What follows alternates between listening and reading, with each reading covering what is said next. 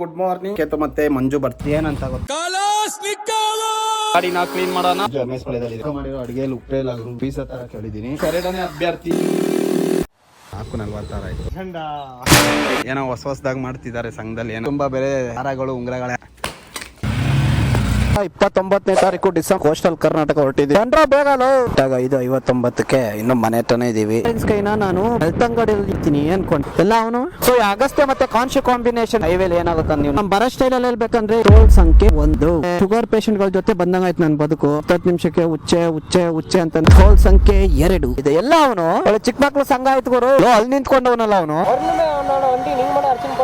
R15 bro ತಗೊಂಡ್ಬಿಟ್ಟು ದೊಡ್ಡದಾಗಿ 155 ಕಿತ್ಕೊಂಡು ಹೋಗುತ್ತಂತ.